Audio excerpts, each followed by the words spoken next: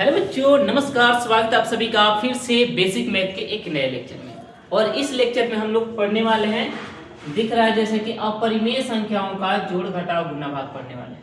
अपरिमेय संख्या, तो थोड़ी सी अपरिमेय संख्या के बारे में जान लेते हैं। आखिर अपरिमेय संख्या होती क्या है, तब तो इसका हम जोड़ घटाव करेंगे, समझते हैं। देखिए, अपरिमेय संख्या वैसी संख्या होती है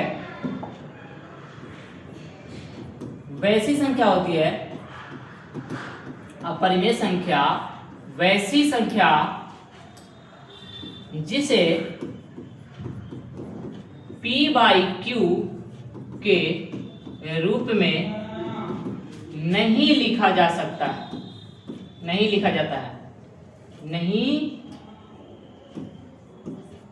लिखा जा सकता है। ठीक है, जहां जानते हैं P एवं Q पूर्णांक है। क्या है? पूर्णांक। P एवं Q क्या है?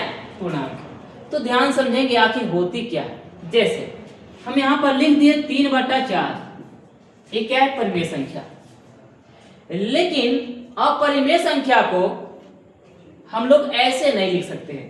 तो अपरिमेय संख्या होती क्या है, ध्यान समझेंगे।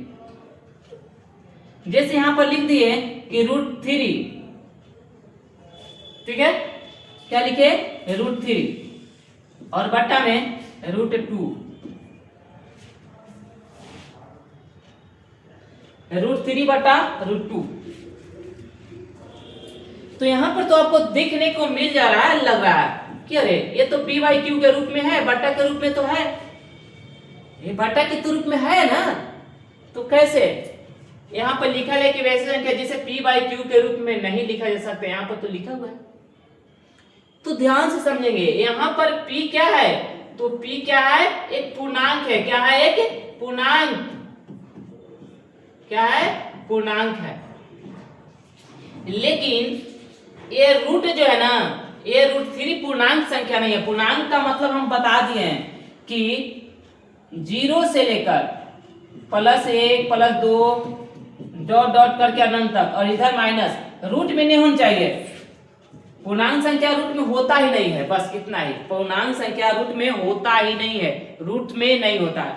और यहाँ पर क्या है? रूट है, तो इसलिए यहाँ पर क्या आ जाते हैं? p/q के रूप में नहीं हो पाता है, इसीलिए बोलते हैं इसे हम, इसीलिए बोलते हैं इसे p/q के रूप में नहीं होता है।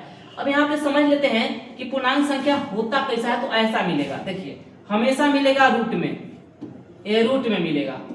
क्या मिलेगा? हमेशा मिलेगा तो रूट में, हमेशा मिलेगा रूट में, हमेशा मिलेगा रूट में, हमेशा मिलेगा रूट में।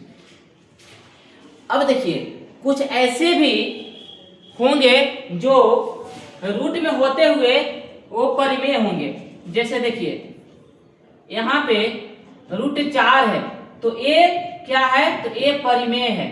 जैसे √4 का वर्गमूल निकालिएगा तो जानते हैं 2 हो जाता है, इसलिए क्या है? परिमेय है। ध्यान समझिएगा, ये क्या है? परिमेय। जैसे यहाँ पे √9, तो ये भी क्या है? ये है परिमेय है। ये क्या है? परिमेय, ठीक ना? ये क्या है? परिमेय। यहाँ पे अगर √16 लिखते हैं तो ये क्या है?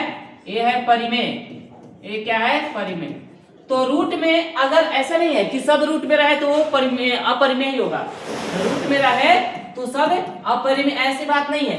रूट में होते हुए भी, रूट में होते हुए भी परिमेय हो सकते हैं। कैसा? तो भाई निकल जाए पूरा के पूरा, अगर निकल जाए, जैसे 4 का 2 हो जाता है, 9 का 3 हो जाता है, 16 का 4 निकल जाता है, तो ये सब परिमेय है। ठीक है। और जो पूरा पूरा न निकले, जो पूरा पूरा ना निकले, तो इन सब में से किसी का पूर्ण वर्ग नहीं होता है। जैसे 10 का भी अगर, या आप ऐसे अगर बोलेंगे कि इसका 24 का, तो इसका में से भी निकल जाएगा, लेकिन पूर्ण रूप से नहीं निकलेगा। देखिए 2 गुने 2 गुने 2, इसे हम ऐसे लिखते हैं, आगे इसको ही बारे में बताएंगे। 2 दूनी 4 और 4 दूनी 8, 8 24, ऐसे लिख दिए। अब यहां से देखिए ये 2 निकल जाएगा, और इसे हम लिख सकते हैं कितना? 6, ठीक ना? इसे क्या लिख सकते हैं? सही है ना, 2 दूनी 4, 4 दूनी 8, 8 24, ठीक। तो यहाँ से निकल गया 2, तो देखिए ये सिर्फ ये निकला है, बाकी तो ये अभी रह गया, अब ये ना निकलेगा, 6 के 6 रह जाएगा।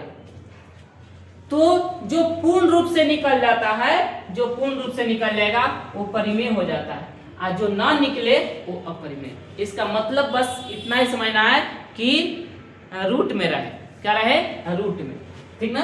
रूट में रहेगा तो अपरिमेय, रूट में रहेगा तो क्या होगा, अपरिमेय। अब आते हैं अपरिमेय संख्या के जोड़ घटाव, ठीक है, अपरिमेय संख्या के जोड़ घटाव। तो यहाँ पर जैसे देखिए ए रूट 2 क्या है, रूट 2 क्या है, अपरिमेय संख्या, और यहाँ पे रूट 3 क्या है, अपरिमेय संख्या, यहाँ पे रूट 4 क्या है, रूट 4 तो आएगा नहीं, यहाँ पे रूट 5, ये सभी क्या है, अपरिमेय संख्या। अब इनको जोड़ना है, इनको क्या करना है, जोड़ना है। तो अगर यहाँ पे हम ऐसे करते हैं कि रूट 2 को अगर रूट 3 में अगर जोड़ेंगे, अगर रूट 2 को और रूट 3 में अगर जोड़ेंगे तो जुड़ेगा कि नहीं, अगर रूट 3 को अगर रूट 5 में अगर जोड़ेंगे तो क्या आंसर आएगा, ठीक है, क्या आएगा। अब यहाँ पर देखिए अगर रूट 2 को रूट 3 में जोड़ते हैं तो आंसर क्या आएगा, तो इसका आंसर उतना ही आएगा, कितना, रूट 2 प्लस रूट 3, और इसको जोड़िएगा तो इसका आएगा रूट 3 प्लस रूट 5। अब ध्यान से समझेंगे, अब ध्यान समझेंगे, रूट 2 प्लस रूट 3 को जोड़िएगा तो रूट 2 प्लस रूट 3 रहेगा। लेकिन जब हम ऐसे जोड़ते हैं 2 प्लस 3 को, जैसे यहाँ पे 2 है 3 है तो ये हो जाता है 5, यहाँ पे ऐसे नहीं हो सकता है, रूट 5 नहीं हो सकता है, ठीक ना, रूट 5 नहीं हो सकता है, यहाँ पे रूट 8 नहीं हो सकता है, गलत, ठीक ना, यहाँ पे रूट 5 नहीं हो सकता है, गलत हो जाएगा, यहाँ पे रूट 8 नहीं हो सकता है, गलत हो जाएगा। तो आखिर जोड़ा जाता है कैसे अपरिमेय संख्या को, तो ध्यान समझेंगे, थोड़ी सी बातें ध्यान में रखेंगे। देखिए ए है बाबू, अब समझते हैं, आते हैं मेन पॉइंट पे। अब आते हैं, जैसे ए रूट है, यहां पर ले लिए हम 3 और यहां पे ले लिए 5, यहां पे कुछ नहीं तो आपका 2 होता है, कुछ नहीं तो क्या है 2, यहां पे कुछ नहीं तो 2, समझ में आ रहा है, यहां पे कुछ नहीं तो 2, यहां पे कुछ नहीं तो 2, यहां पे कुछ नहीं तो 2, यहां पे 3 है और यहां पे 5, तो जोड़, तो जोड़ने के लिए क्या ध्यान में बात रखनी चाहिए, कब जुड़ेगा, जुड़ेगा कब, जब रूट के अंदर समान हो, समान संख्या हो, क्या हो, समान संख्या हो, तो जुड़ जाएंगे।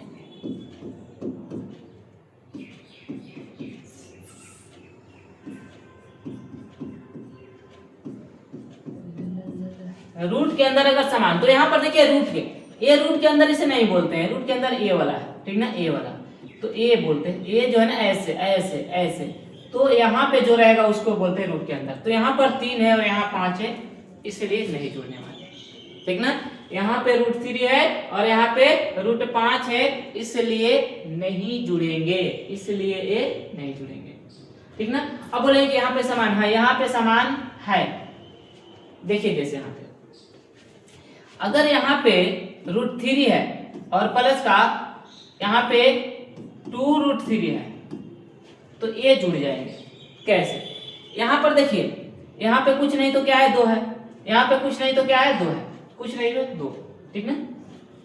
अब देखिए ये जान लीजिए क्या, इसे हम बोलेंगे 1 रूट 3, जैसे इसको हम बोल देते हैं, इसे इतना को इसे क्या बोल देते हैं, हम आम मान लेते हैं, क्या मान लेते हैं, ये पूरा को आम, और इसको पूरा को क्या मान लेते हैं, आम, ठीक है।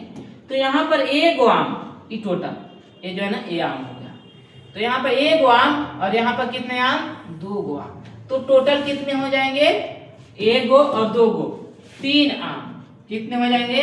3 आम हो जाएंगे। लेकिन आम की जगह पर क्या है? आम के जगह पर √3 है। आम के जगह पर क्या है? √3। तो यहाँ पर लिख देना है √3 लिख देना, हो गया। तो इस तरह से हम क्या करते हैं? जोड़ देते हैं। ठीक है। अब देखिए एक और, जैसे यहाँ पे 3 है और यहाँ पे √3 प्लस 2 √3। तो यहाँ पर देखिए, यहाँ पे 3 गो √3 है और यहाँ पे 2 गो √3 है। तो हो जाएंगे कितने?